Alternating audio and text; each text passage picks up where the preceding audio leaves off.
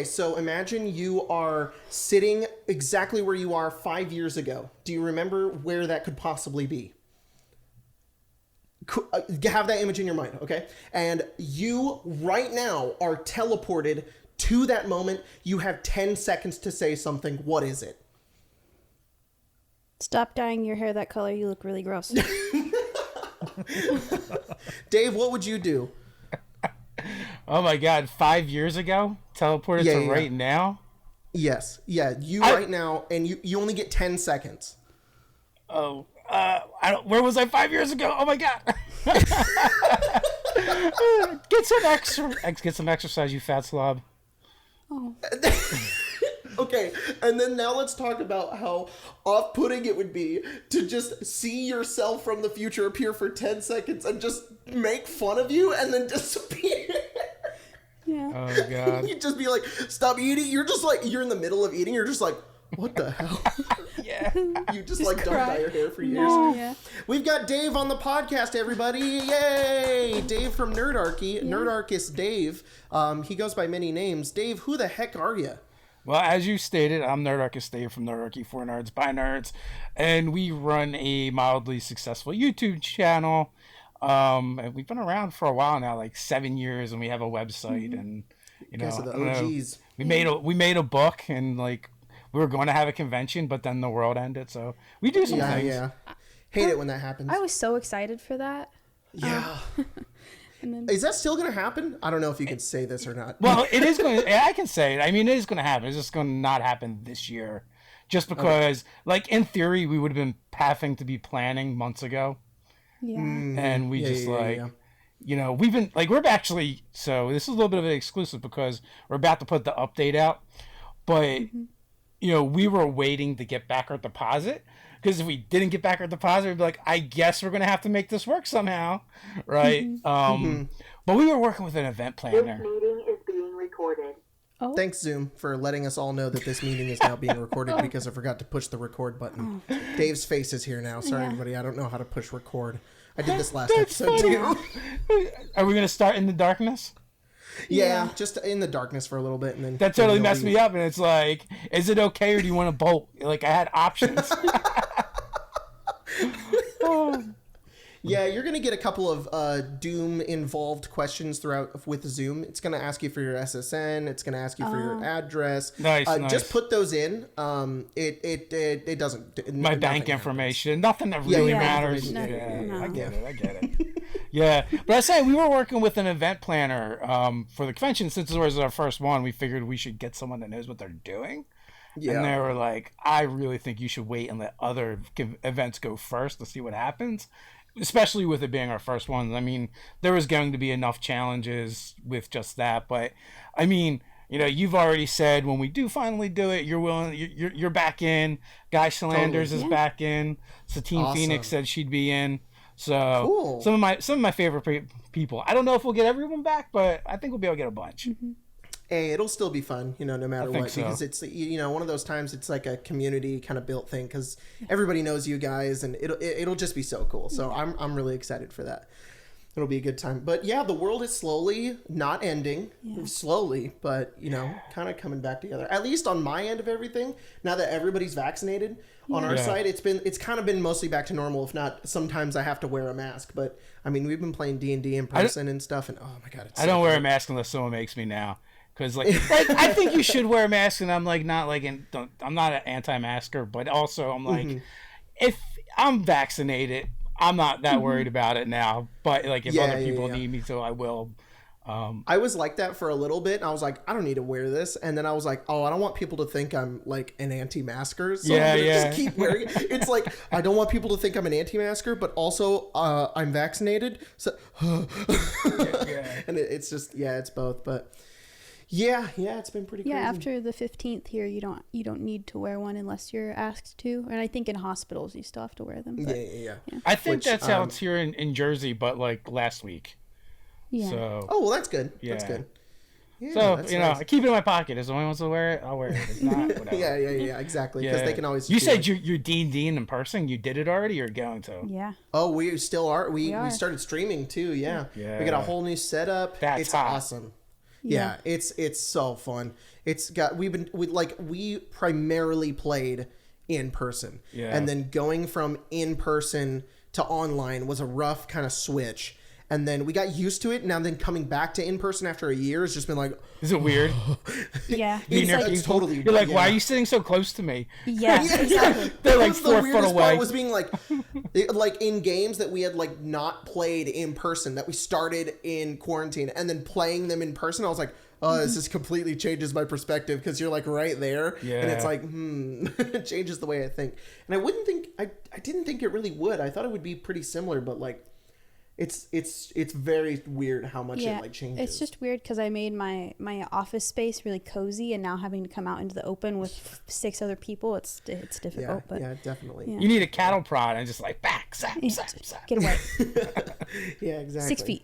Yeah. So last month we would have been our first in-person game, but Oh. do we curse on here? Yeah, you you can. can. Yeah, you can fucking say whatever the fuck you want. But Ted fucked it up, right? Because Oh. Yeah. we were gonna push our game back 1 week or ahead 1 week so that we could all meet in person. But then like his kids, my nephew, had their first like scout camping trip that weekend.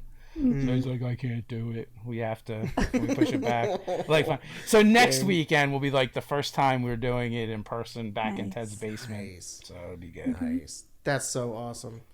Okay, so this is a weird topic shift, but I've been thinking about it because I don't know how I feel about it now, because it's something I used to think about a lot, and now I have a completely different perspective on it. Dave, have you ever played in like an evil campaign where you've only played like evil characters? Yeah, we've had a few of them, and they're usually not Do they great. all go horribly wrong and aren't fun? Yeah. Yes.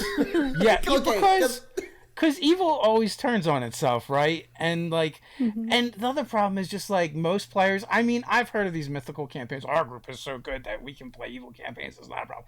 Not me and my friends. Someone is always going to be an asshole to the rest of the group because I'm evil and that's what my character would do. You know? Yeah, exactly.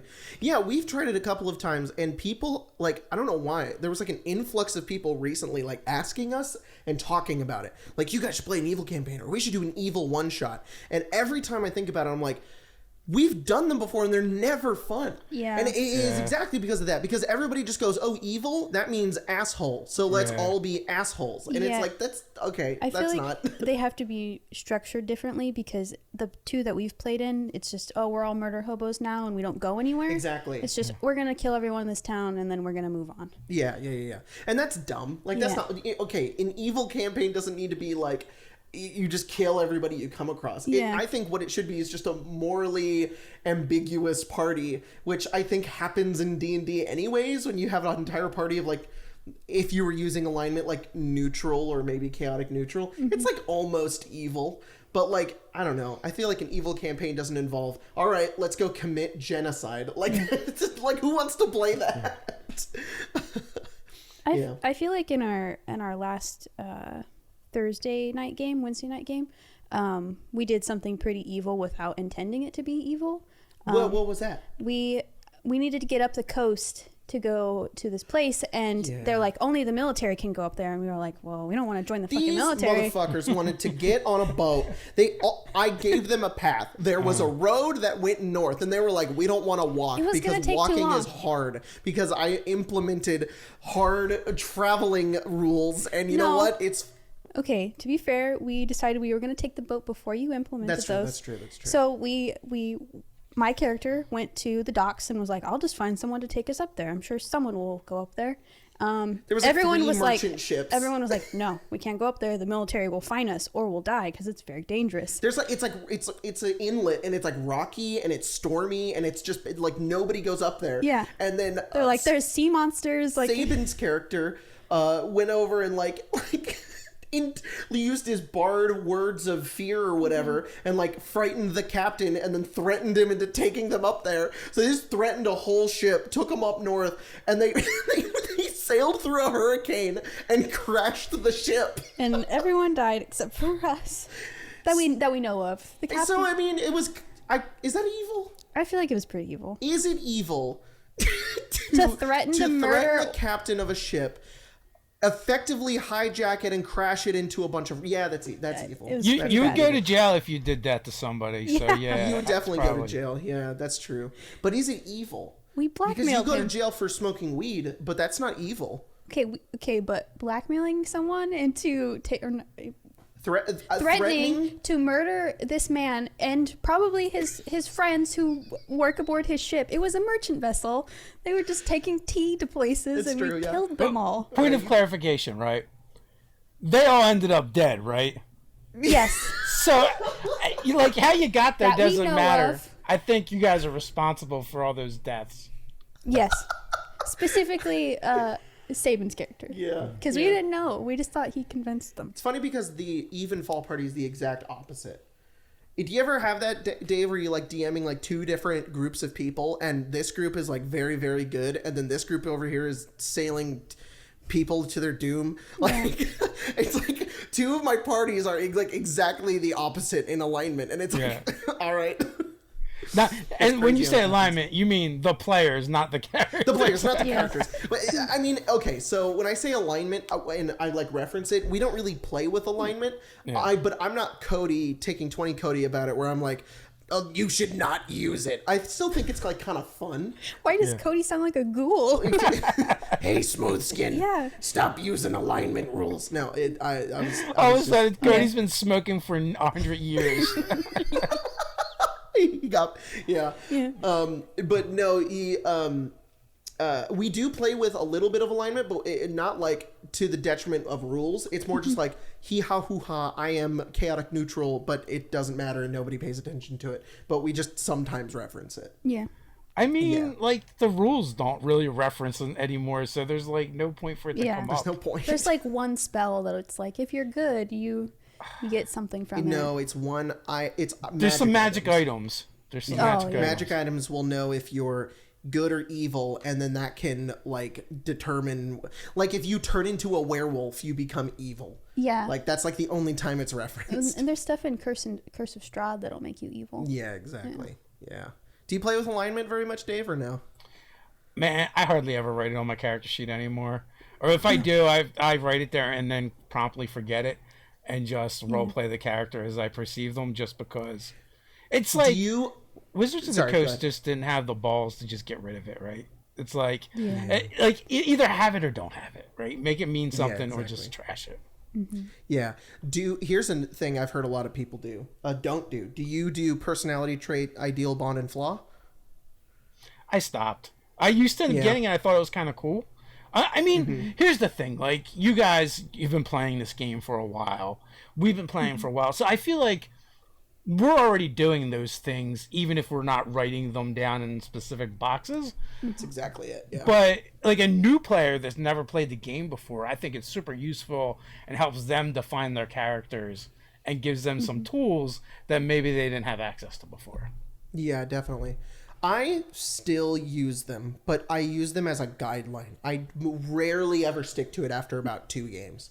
Like, it helps me get footing for my character, but I mean, we were playing Avnia the other day, and I looked back on Damon's character sheet, and I was like, I mean, I kind of follow these still, but I don't have to think about them constantly. So for our stream games, I use them, and then I'll go back, like, when we finish an arc, I'll change them because the character changes. Yeah, I definitely agree with you, though. They're amazing for newer players. They're just like, oh, this is a person, and I have to give them a flaw. Well, how do you feel about those being tied to inspiration? Those being tied to inspiration, I don't like, because at first, when we very, very first started playing 5e, back when it like first came out, it seemed really awesome because you were rewarding people for role playing, but it had an adverse effect where it makes people feel bad for not role playing, and then it gives a mechanical reward for playing up something bad, like a flaw, which sounds good on paper, but when you're playing and you're making your character, it makes you go, I should pick a really bad flaw so that I constantly get advantage on things. And it's like, well, some of the flaws aren't that detrimental. Some of them are just like, I lie a lot. And so every time you lied, you have to be like, hey DM, I'm lying about everything. Can I have an advantage on blah? And it's like, it just gets obnoxious. Like, it's just annoying. And I don't agree with putting inspiration with like just playing up your character. In fact, like the only time I really give out inspiration is when characters do something outstanding that give them no reward whatsoever. So like if a character, like let's say they like if a character self-imposes something negative to themselves. I have like no examples right now. Like maybe they forgot about an item that they left back at a tavern and they go, oh no, I forgot that, I don't have it anymore. I would be like, I will give you an inspiration because you're doing something that has zero benefit except for roleplay, and that's cool, so you can have this as your benefit, which I think is the only time like I would ever reward inspiration. But I mean, we don't really play with inspiration. No, yeah. No. So we've gotten better, and we were better at inspiration in person. Because we got like a big jar of fake pirate coins. So it's like, cool. Just like dump them out in front of me so I'm constantly looking at them. So it makes it easier. But my issue with the way it was intended was the problem is like, what is there? Like every character has 4 traits. You got 4 players at your table. That's 16 traits. And I'm the DM and I'm supposed to track all 16 traits plus everything else that's going on. It's annoying. It's not, I don't think it's feasible. I think the intent was good, but when the rubber hits the road, it's not that great. Yeah. We just do cardic inspiration, which is a rule we took from Savage Worlds, where in the Savage World setting, at least I took it from Savage Worlds, you get a Benny every game. It's called a Benny, and you just get to like, I can't remember what it does. It's like an inspiration. It gives you like advantage or it gives you a bonus, and you can use it every game, and you get them and they refresh. And I was like, that's fine. Why I'll just give the players instead of giving everybody inspiration, we'll kind of just give everybody an inspiration at the start of the game, and it's a card. And so you have a random card from Ace, 2, 3, 4, 5, 6, 7, 8, 9, 10, Jack, King, Queen, and all of that. And that's your bonus that you can get, and they're random, and it's a physical like thing that you can use, and you can give it to other people. And we don't play without that now. We've always played with it. And it is fun. So much easier when you have like a physical marker. Exactly, that was the biggest thing too. Yeah, all of our games we start with inspiration, and we let players carry it too. So like, if you have 2 from last session, then you start with 3. We totally don't use inspiration right. So much so, like, I'm in another game, and I forgot that we changed it because we've just been playing so long. Where, like, we let people spend it whenever they want, not just, like, they don't have to declare it before they roll and see what they get. Just generally, like, if they roll bad and they're like, can I use my inspiration? Generally at our table, they're like, sure, go ahead. Yeah, that's what I do like about it, is instead of it rewarding roleplay, instead, the players get to use it to make their character feel better. So when there's something they really, really, really want to succeed on, or somebody else they really want to succeed on, they want it for that moment, they get that card to make that moment happen. And that makes it feel so much better than being like, oh, the DM gives you a cookie because you did a good job. And then somebody in the corner is like, I want a cookie.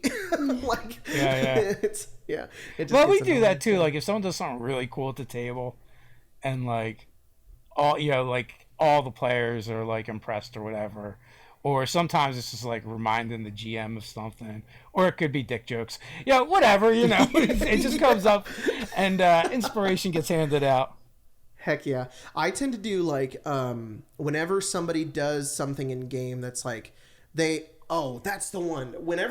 I find that a lot of players really like to try to inspire the other party members without being a bard. And they like to be like, I'm going to get a round of drinks for everybody to make everybody feel good before we go into this battle.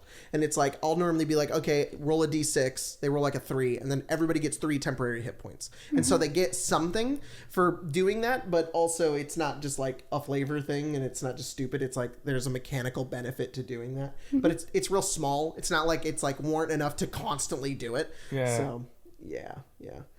You want to bust down with some questions? Yeah, where's your phone? Wow, I don't have them open. I just came to the idea just now, and I'm going to go into them blind because I haven't read a lot of them. The only ones I read were the ones that were sent in immediately. So let's... There's a lot in there today, actually. There's a lot? Yeah. Whoa. Dang. Dave, you got us popular over here. I don't know. I think maybe you're making us popular. It's the other way around. You guys are young and hip and cool. You guys are pretty hip. Ben Essex asks, if you had to fight one flavor of ice cream, what would it be and why? Fight it? Fight a flavor of ice cream? Like, I would fight butter pecan. How dare you? I would punch it in the face. No, wait, sorry. Actually, no. Butter pecan is delicious. Pecans are disgusting. Pecans are a good flavor. Pecans leave a dirty taste in my mouth. Pecans are the best. No, it's walnut. I just want to say pecans are okay. That's a terrible idea. Trying to fight any ice cream that has like nuts or chips in it. Yeah. Oh shit! That's right. They've got nuts. It's gonna cut you. And if you got a nut allergy, it's like poison. You're dead. Man. Damn it! Oh, you're right. You're right. I would just want the pleasure of punching butter pecan in the face. Who would you fight? I don't really like mint chocolate chip. Wow, it's got chocolate chips in it, so those are spiky. So you're going down. I like you guys are choosing based off of the ice creams you don't like. So that's why you want to fight it. Yeah. I don't like mint chocolate chip. What the hell, dude? All right. Well, but like, what if you pick an ice cream you do like? Then you just Hoover it, right? Yeah. Go all full blown cannibal on it. Mm-hmm. Yeah. Vanilla's like probably my favorite flavor. Yeah, I like vanilla because it mixes with everything, right? That's exactly what it is. You can put it on stuff. You can't put butter pecan on an apple pie, but you can put vanilla on an apple. You can, but it'll just be wrong. You can't put chocolate on a root beer float. You can, but it'll just taste very strange. Okay. You know, I'm kicking chocolate's ass. Chocolate's overrated. I don't really like any ice cream very much, though. Oh, really? Dave, which ice cream flavor would you fight? This is a very important question. I was kind of feeling the vanilla too, but then I was like, you know what? For some reason, I'm feeling coffee. But like, I'm going with ice creams I like just because. Yeah, because then you just eat it. I just eat it. Like, I'm a fat guy. It's going down. Oh, if you fought French vanilla, would it just surrender? Maybe. Sorry, French fans. All right, so Rufus asks, any advice for DMs who feel burnt out yet feel that pre-written modules are suffocating? Are suffocating? Like there's just so much in them that you don't feel like you can change what's in it? Yeah, I think that's what they mean. Like they feel like they have to stick with it. I'd say don't stick with it completely. Yeah. That's what you do. They'll be like, I like don't like this. to stick with it. I don't know why. It's really fun for me to just... I think they're just saying they don't like official modules. That's what I think they're saying. Yeah. And they homebrew everything, but when they're stuck, they're like, they don't want to switch to like the official stuff, but also they're kind of burnt out and stuck. You know, for us, like, honestly, we might be spoiled, but like switching GMs helps a lot. Yes, I agree. You know, being able to step back, like, bless you. Thank you. Like, we game almost every week, but we play different games. Like, Ted will run a game, I'll run a game, we have another Dungeon Master run a game, and we rotate through the GMs. So, you know, that helps keep it fresh. Yeah, we kind of do the same thing now. It's a bit daunting because we're starting 2 new campaigns on our channel, and so we already have 2 that cycle every Friday. Then we're gonna have 2 on Saturdays, but like everybody's down for it and they seem like they're really excited for it. So it's just weird. We're gonna be running like 4 campaigns on our one channel, but it's really nice because we get to cycle through all of the different ones. So well, it's gonna be fun. we used to not do that, and it was just like somebody would constantly run, and then they would get burned out, so someone else would take over, or they do something different, and then you'd like never go back to the other games, and so those campaigns just like die in the ether doing nothing. So that's where it's really helped a lot. We've had definitely had a number of campaigns that's had like 2 or 3 games and then were never played again. But if you're feeling burnout, try switching games, try switching DMs. If pre-written modules don't sound fun to you, then don't run it because it's not gonna help. Also, like, maybe try taking in different media, right? Like, if all you do is watch, read fantasy, try steampunk or whatever. Something that might like spark your imagination in a different direction. Very good advice. I completely agree with that. Eric Standick asks, if you could only play one D&D 5e class forever, what class would you choose, and why is it Cleric? It's not Cleric. Clearly, he meant when he typed Cleric, it was a typo. He meant to type dwarf. The dwarf class. I would probably pick Warlock. I would be happy with playing Warlock for forever. Paladin, probably. Really? Yeah. Why? I just really like Paladin. You get a mixture of everything. Do you know why I would pick Warlock? I don't know, because it's charisma based. No. And you like to cast spells. No. And you like If you like casting Zariel? spells, Warlock is not the way to go. Yeah, exactly. I hate casting spells. I like having 2 spell slots. Okay, and a you million like cantrips. specifically the limitation of Warlock. Okay, yeah, but that's a minor one. Then what is it? No 2 warlocks are ever the same. You can switch up invocations. You can switch up the play styles. All of the subclasses are different, and you can like the invocations alone make me love warlock just because they're so different. Neat. Yeah. What'd you pick, Dave? I like Druid. Yeah. Yeah. Why? Well, Druid, you can play like a tank style character. You can play a control style character. Mm-hmm. You can be a buffer. I feel like there's a lot of versatility there. Mm-hmm. It's one of the strong classes. I agree. Like Paladin. Have never played a druid and enjoyed it. And I don't know why. Maybe it just isn't my style or something, but like I feel like I'm just like so I don't understand like the flavor behind it. It's just I know it's like nature-y, but I'm like I can turn into every animal. Why would I not just do that all the time? You do. You summon 16 wolves, and then you turn into a dire wolf, and then you rip things apart. That's what you do. Yeah. Just or you play a Warforge, and then you play like a Circle of the Moon Druid, and then you get to go every time you wild shape. This is a pretty good question from Zav, creator of D&D Waifus. What would you call groups of monsters/races in D&D? Like a murder of crows and stuff. A carnage of kobolds? A cataclysm of Tarrasques? Okay, when should there ever be more than one Tarrasque? There should never be a group of Tarrasques. So there's an adventure. Apocalypse. There's an adventure written by James Introcaso called Planet of the Tarrasque. That's so cool. You fight many Tarrasque. That's so awesome. I need to find that. That's great. Tarrasque are overrated. Yeah, I agree. We thought they were so cool when we first started playing. We're like, the challenge rating 30, and then we killed like 3 of them, and we're like, they were tough in previous editions. Yeah. A multiple succubi are a lust, an audience of spectators, a paranoia of beholders, and so on. What's a group of dragons? I don't think you can do a group of beholders. They hate each other. Yeah, you can't. Yeah, that's true. That's why it's called a paranoia. A group of dragons is a flight, right? Isn't that a flight? A flight of dragons? Yeah. Oh, Craig, look it up. Is it a flight of dragons? That might actually be a thing. I think it is, and it sounds cool to say.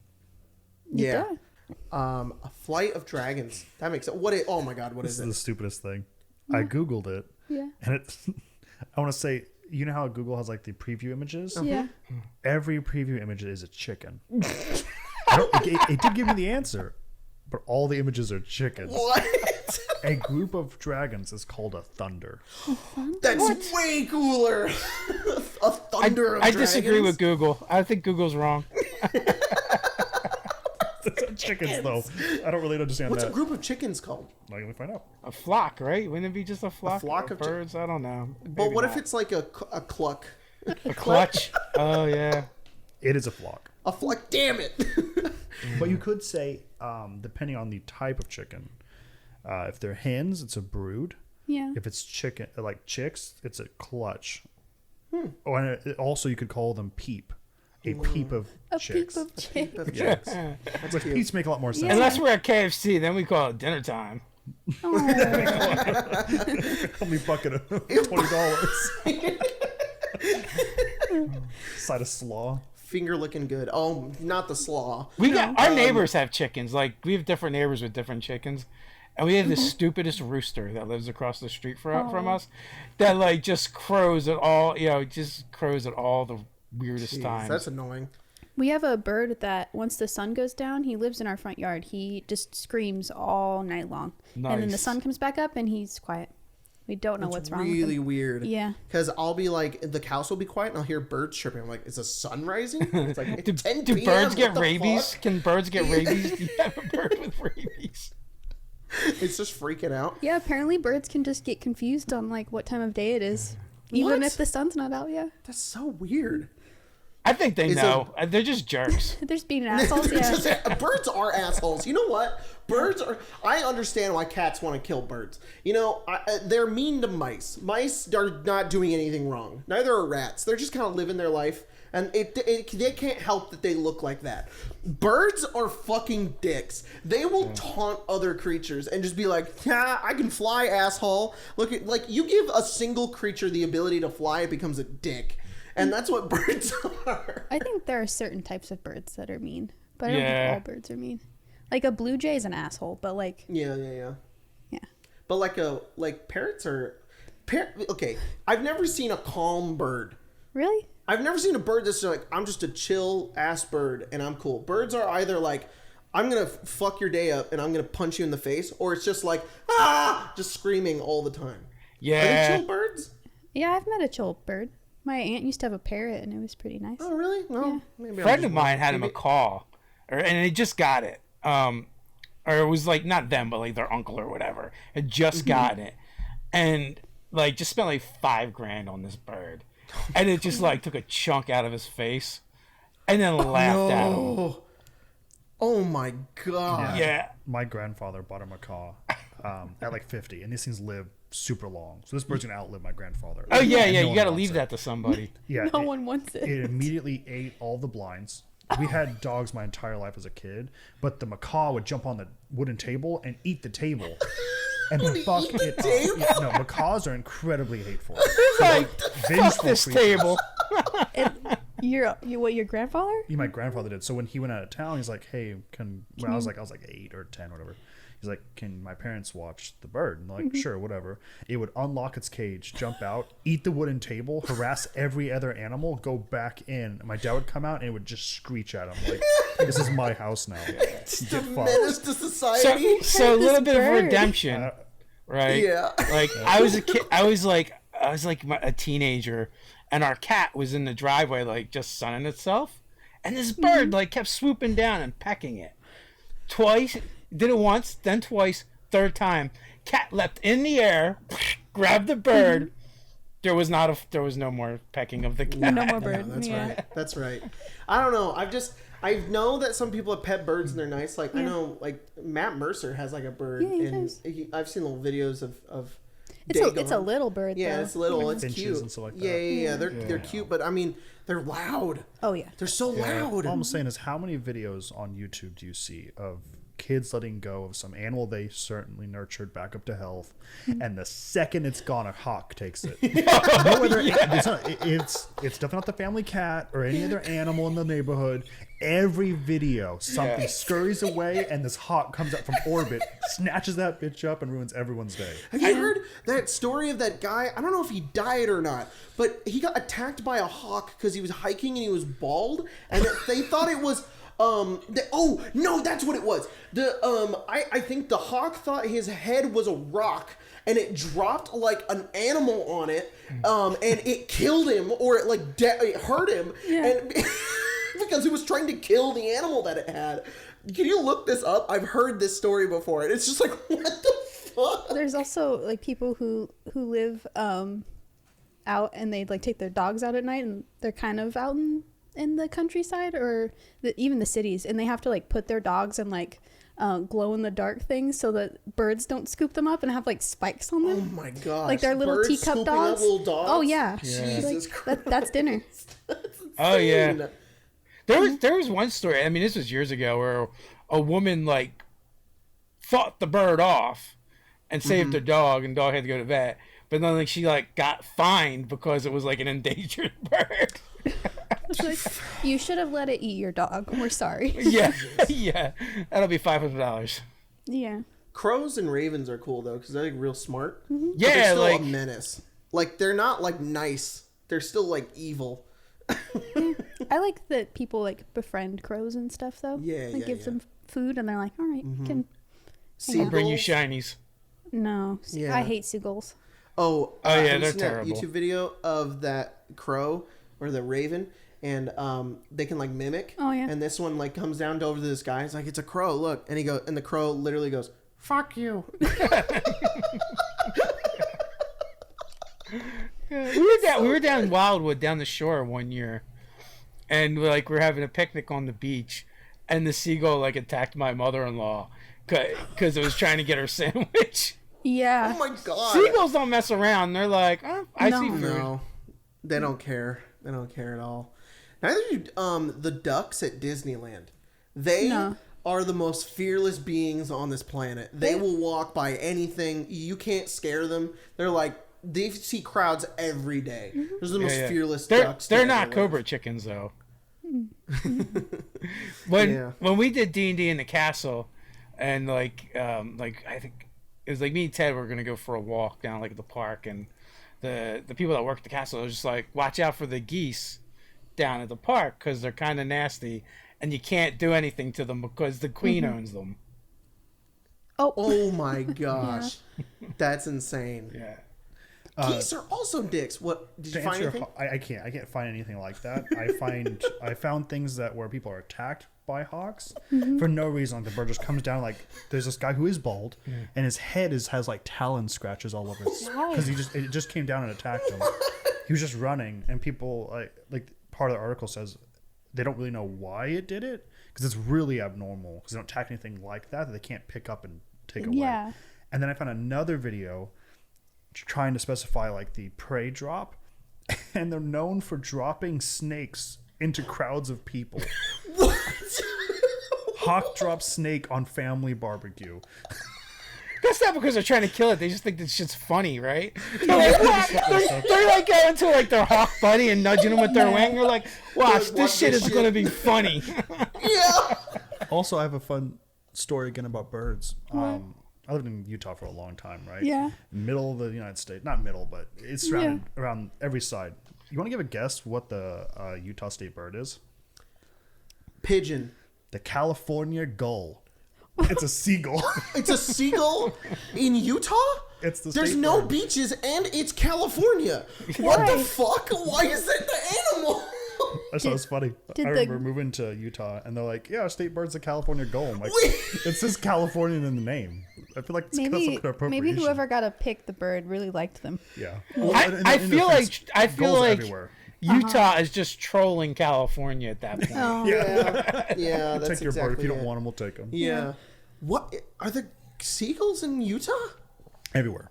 Why? Yeah, like, I don't think I've ever seen a pigeon since I'm in Zepton here in California. When I went to Utah, it was too cold. These birds are fucking everywhere. That could be a cold thing and an elevation thing. What the hell? That's so weird. We have tons of pigeons. You can hear them all the time, and doves too. Yeah. Yeah, they're assholes too because they find old buildings and they like go in them and just shit everywhere and then leave. It's a house for them now. Yeah, I know. It's just, man, birds suck. Yeah, we're learning a lot about your hatred for birds today. I'm just How do you feel about about Aarakocras and Kenku? Yeah, you know what? That's what I was gonna say. I was gonna be like, why are Aarakocra like nice creatures? They should be like, they should have like some supremacy. Be like, we can fly, assholes. Yeah. They throw Yanti in the middle of cities. They go, here you go. Have fun with that. Bye. They used to be like these.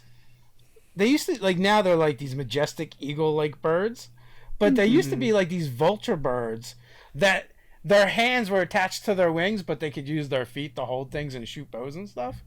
And they're like totally they're far more gnarly looking and grungy, which I prefer over the eagle version. Huh. Yeah, I kind of agree. I've seen people who do like, who take Aarakocra and make like other birds with them too. So like a parrot Aarakocra is kind of cool. Yeah. Or like a blue jay, or like I don't know, birds. An owl. Yeah, that's a Aarakocra. bird. Owls are birds. Owls aren't that bad. They're just really stealthy. Yeah. They're real quiet. Have you ever seen an owl like fly through these animals? Fun fact: owls and crows and ravens blood feud. Really? If a group of crows catch an owl by themselves, totally murk it. Oh my god! But also, you know, the owls like to grab them and rip their heads off. So. Oh well. Holy crap! That's crazy. Yeah, well, that's why ravens or crows are so cool because like they learn stuff and they work together. Mm-hmm. Like it's on site with the owl. We'll get him. Yep.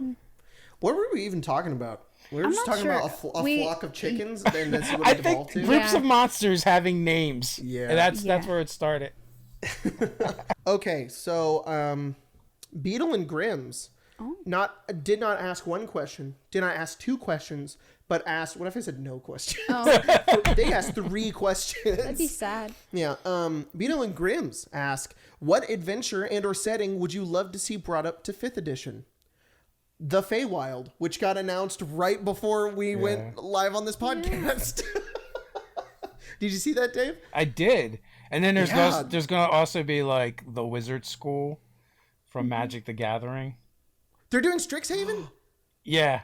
Oh, Really? I didn't even know what that was. It had to be like explained to me.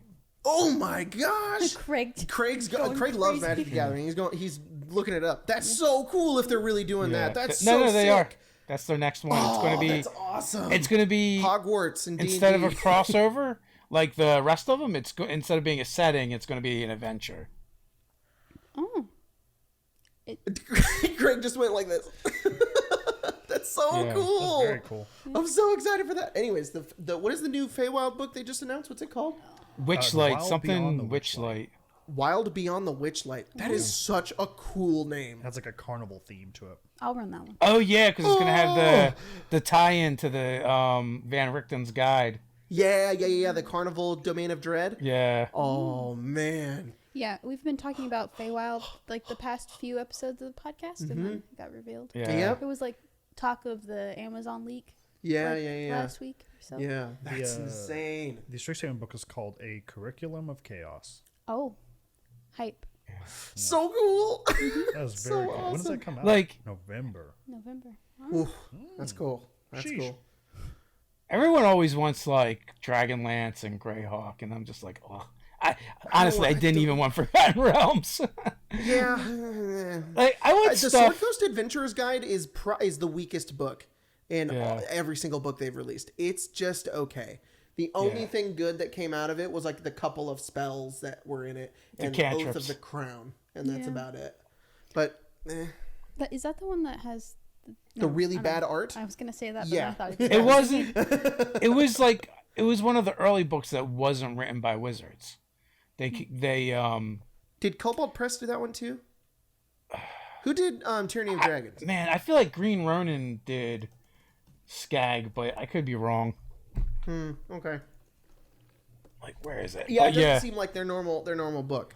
But Nah, it always because stood out to me. I was like, all the this one's books that weird. weren't the core books up until I think Ravenloft were all outsourced. Okay. And then at Ravenloft, then they took it over in house. Like Yeah, Sasquatch well- Studios did. I think they did Prince of Apocalypse. Yeah, Princes of the I think Out of the Abyss came out before Strahd. No, I think Yeah. Out of the Abyss came out after Curse of Strahd. I'm not sure. Craig's computer's catching on fire from doing so much research right now. But like, yeah. like I'm glad they did Ravenloft. I'd rather see that over like another generic fantasy. Like Planescape would be a cool setting to get. Spelljammer, Dark Sun. We bring it up. A Dark Sun. I want Dark Sun so bad. We bring it up every single episode of our podcast. But Craig really wants Spelljammer. How do you feel about Spelljammer? Dave? Yes, Spelljammer for sure. We're playing. So we're actually playing a live game. It's not really Spelljammer, but because we're using the Quest RPG.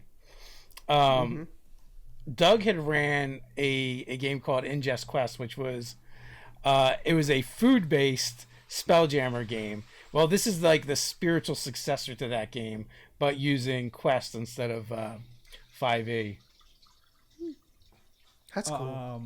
Sword Coast Guide was Green Ronin. Rise of Tiamat was Cobalt Press. Cobalt Press. Yeah, that was Rise of Tiamat.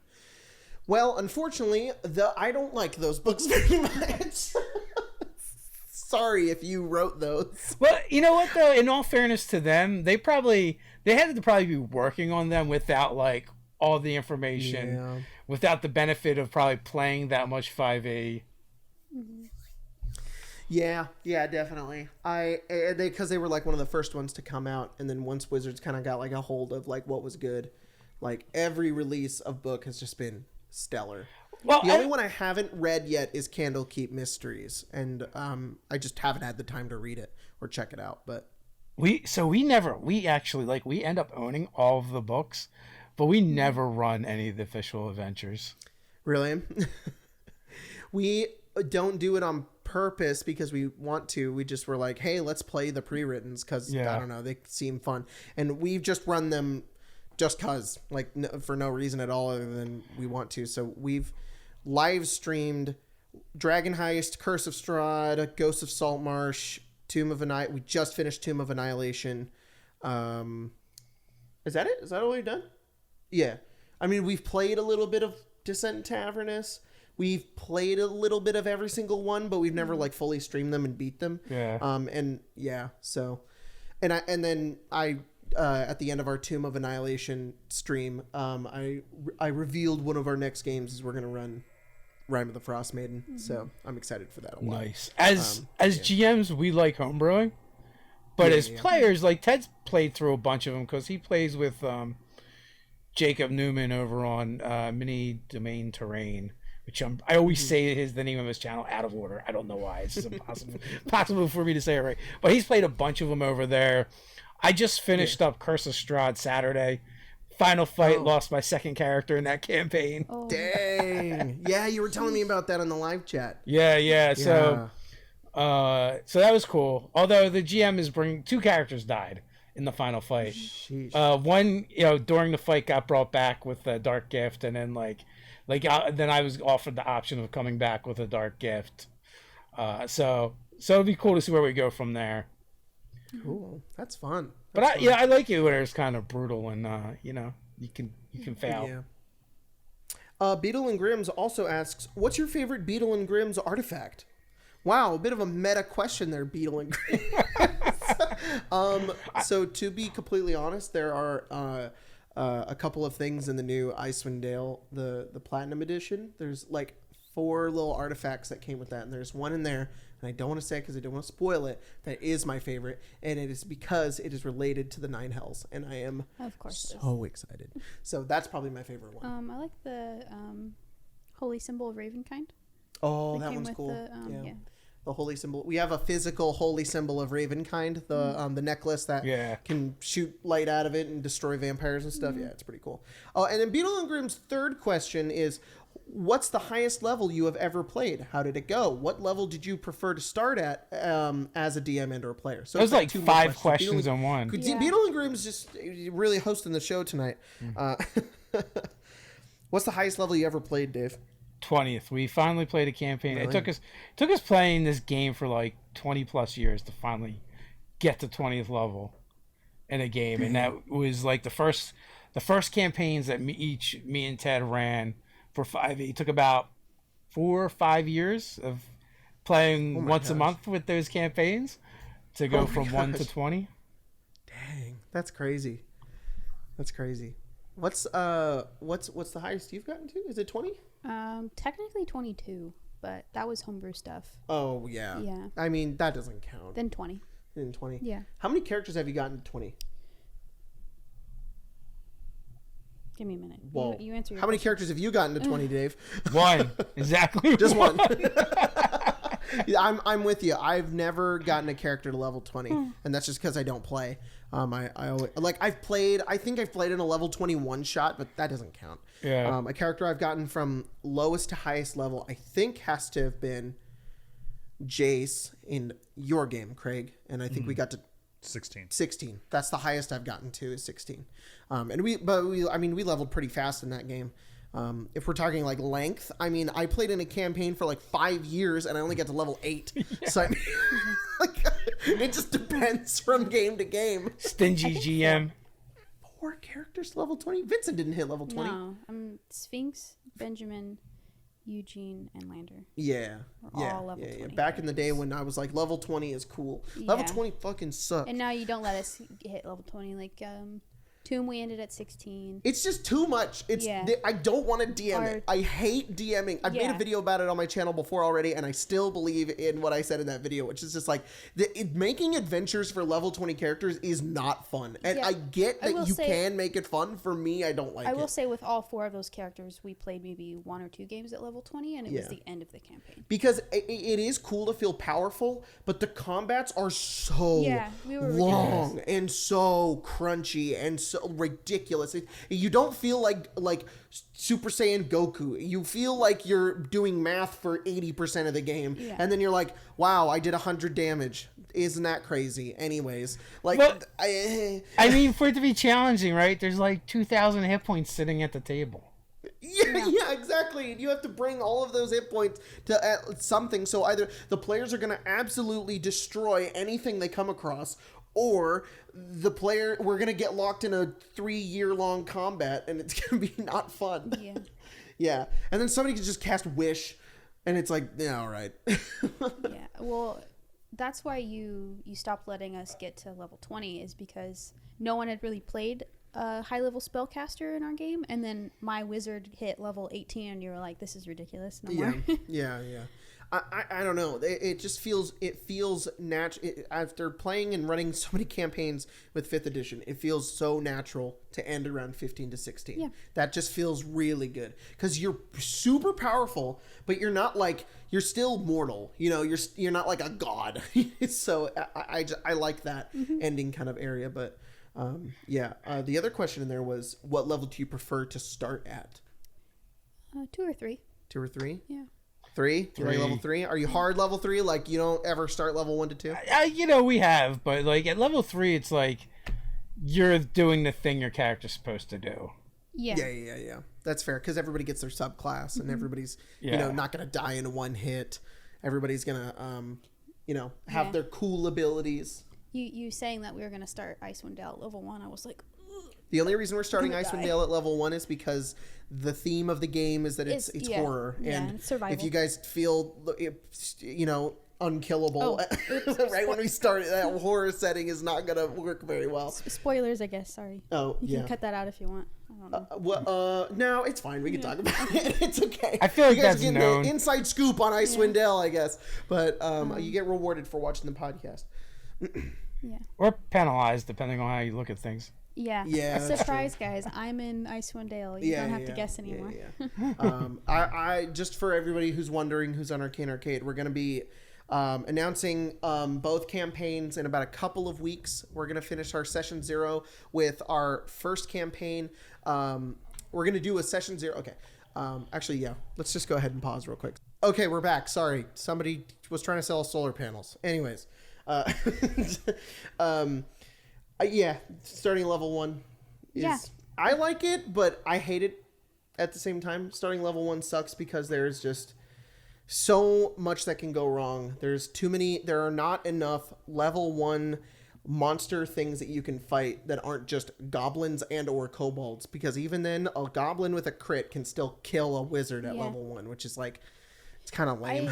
I like that you have to really think about what you're going to do and how it's gonna So I've been playing in a home game with some people. I don't know. I'm not gonna like oust everybody that's in the game, but we're playing Waterdeep Dragon Heist, and we're all level 1, and we've been level 1 for like 2 games, and I really like it, surprisingly, because we think about every situation as if we're like a commoner. Like, we're not going into every situation like, oh, we can take on the world. It's more like, oh, we have to some self-preservation a little bit, and it really changes the way you play. And I don't know, I think that's those fun. Xanathar thugs will kill you. Well, yeah, they sure will. They sure will. Those Kenkus as well. Yeah, definitely. Well, thanks for the million questions there, Beetle and Grooms. Really appreciate it. Yeah. You want to get the very full genre jar that is definitely full to the very, very brim. Everybody, please believe us. There's, oh my God, it's so heavy. Hang on, let me just, whoosh, whoosh, whoosh, whoosh. Okay. Oh, it's so full. Oh my goodness. There's so many Post-it notes in here. Yeah. Let me just pull one out. This one was just sitting right on top of the thing here. Oh shit. God. Shoot. Now they're all on the floor. Craig, what did you do? You emptied the genre jar? Look, I got hungry and you don't feed me, so Yeah, I well, had to eat them. you know, I didn't say that you could eat. So why don't you stay over there in your corner and Have you not been feeding him? You told me you would do it. Anyways, let's talk about our top 5 favorite I villains. could use some solar Villains? panels. Just generally our top 5 favorite villains. Or what? What'd you say? Nothing. That's what I thought. Like D&D or just general? I think it just says favorite villains. You Oh, wrote okay. them, so I did. yeah. A D&D villain comes to mind instantly, though. Who? The Castellanters Ooh, from Waterdeep Dragon Heist. it's a good one. Yeah. Yeah. I like Castellanters are their pretty cool. motivation and everything. Do you know anything about the Castellanters from Waterdeep Dragon Heist, Dave? I don't. No? All right. Well, if you are currently playing Waterdeep Dragon Heist, plug your ear holes because I'm gonna spoil the shit out of it. The Castellanters, their whole motivation to get the point of Waterdeep Dragon Heist is to get 500,000 gold pieces. Mm-hmm. So the villain that you pick for the game, there's 4 different villains. They also want to get 500,000 gold pieces, but for different reasons. Some of them are just greedy, but the Castellanters are unique because they're getting it not because they're greedy. Yeah. They were greedy. They were greedy. They made, before the entire thing happened, the 2 of them made a deal with Asmodeus. I almost said the not correct way to say his name, Asmodeus, and to help their business because they have like a business in Waterdeep. And so after they did that, Asmodeus said that their payment was their children. And so their children are they'll only live to like a certain age, and then they will go to the 9 hells unless Asmodeus is given the lives of 99 people and 999,999 gold. And so that's their whole goal is they've raised the other half of the gold and they just need the other 500,000, and they're going to kill 99 people at like a party. They're going to poison all of them in order to save their 3 children. Mm-hmm. So the party goes into that situation like,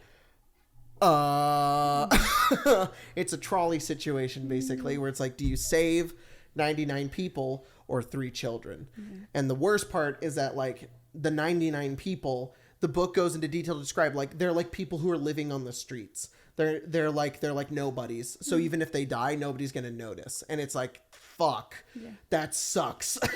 Hear me out. And if you play your cards right, yeah, and you're willing to sacrifice 3 children, and let 99 people live, you could get 500,000 gold pieces, right? That's true. That's true. And that's what you guys did in our game.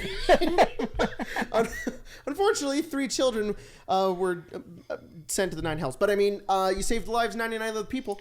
And the 500,000 gold went to the Harpers, and the Harpers gave it back to the people of Waterdeep. So everybody got like a 2 silver check in the mail. Yeah. Nice. But yeah, the Castellanters are great because they, I think the motivation for them was like, it was really interesting. It was it shakes up a little bit of what you think. Who's one of your favorite villains, Dave, in anything? It doesn't even have to be D&D. Yeah, I think I gotta say Smog. I mean, Smog was kind of a classic, right? Mm-hmm. And I don't know, just from kind of like an early age, and you know, like his whole speech about why he's a badass is so good. Oh my god, yes, yes. So, and he's talking to Bilbo. Yes, and he's trying to get the stone, and yeah. What about you? Who's your favorite? My favorite villain? Yeah. I don't know. I like a lot of villains. You know, a weird one for me, I really like Handsome Jack from Borderlands 2. Probably one of my favorite villains. It's just the same thing. Like, I was like in high school when I played that game, and I really enjoyed his character a lot. But I think... I can't really think of anyone else that comes to mind. Yeah, I'm having a hard time with that too. Because, I mean, Dave's right. Smog is way cooler than Sauron. Sauron's a cool villain, but like Smog is cool because you get to like hear him talk and hear him talk about like who he is, and it's very, very cool. The Witch King's pretty neat though. You know what? The Witch King of Angmar. Just for like aesthetic reasons though. And you know, he's a badass, but yeah. I mean, another one of my favorites is definitely Lord Soth from Dragonlance. From Dragonlance? He's the He's the Death Knight. of, The picture of the Death Knight is Lord Soth. Oh, that's cool. That's cool. I don't know anything about him. Yeah. That's awesome. And That's spoilers, he ends up in Ravenloft and ends up with his own domain. And they just throw him out because he's just not repentant at all. He's like, I would totally do it the same every time. Oh my gosh. I think there was a copyright thing that actually happened, and that's why they kicked him out of Ravenloft. But, Night of the Black Rose, and there's a second book as well. Really is a really good read, and it's about Lord Soth. Oh, Thanos. I was going to say. Thanos is probably. I know he's a big meme now, but Thanos is such a cool villain in Infinity War, not in Endgame. In Endgame, he's okay. In Infinity War, oh my god, I cannot stop quoting him. Yeah, you do that. I mean, I love quoting Thanos. He's all right, but he did everything in half measures, so. Yeah, well, that's true. That's true. None of the other MCU villains, to me, really live up to Thanos, except for maybe Killmonger, but I still like Thanos more. Man, so cool. Killmonger was a really cool character. Yeah, hopefully they figure out how they're going to bring him back. Killmonger was the best part of Black Panther. I didn't even care about Black Panther. Black Panther. I was like, he's cool, but Killmonger is awesome. And his sister was cool, too. Sure. I like Black Panther for everything except him. Oh. I like him in Civil War. He's really cool in Civil War. Yeah. But, yeah. Aridin? From Witcher. Oh, Aridin's cool. Aridin's very cool.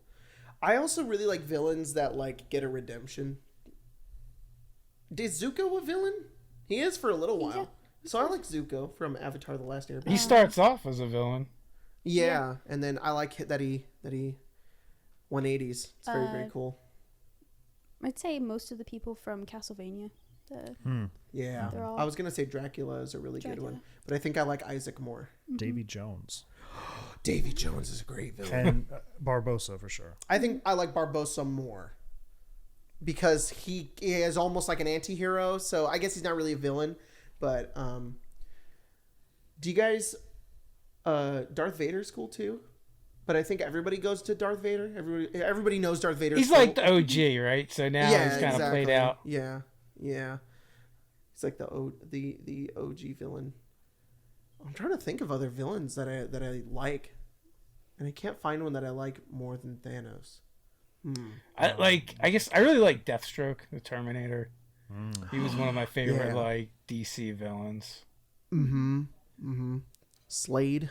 Yeah. What's his other name? Yeah. Slade Wilson. It was one of the few actual DC comics that I used to read.